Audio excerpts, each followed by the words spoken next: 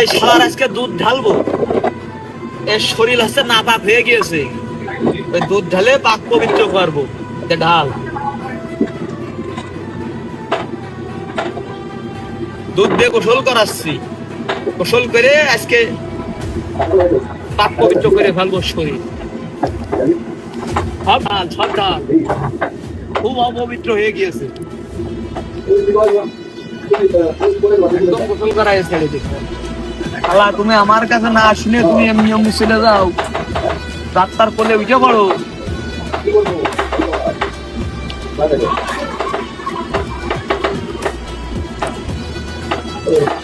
তুমি এখনো বুঝতে পারো না বিষয়টা, না কি হচ্ছে।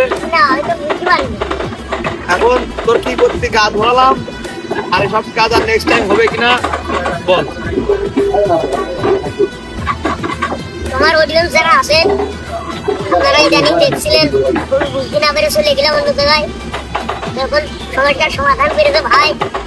আর আপনারা অনেকে কমেন্ট করে বলতেছেন যে এগুলো কাজ করা ঠিক হয়নি, তারপরে ওখানে আপনাদের কাছে আমি মাপ চেয়ে নিচ্ছি, আর হবে না।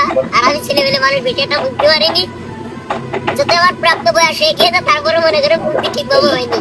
মানে ও গরম ছোট, ওর জিনিসপাতি ওরম ছোট, আবার ওর বুদ্ধি ওরম ছোট। তো এটা আমার ভুল হয়েছে, আপনারা সবাই ক্ষমা করে দেন। আর এখন নেক্সট টাইম থেকে আমার ভাইয়ের পেজে আর আমার পেজে আপনারা ভিডিও দেখতে পারবেন। আর এই ভিডিও করার জন্য যারা আপনারা আমার কল দেন, দ্বিতীয়বার আর কল দেবেন না।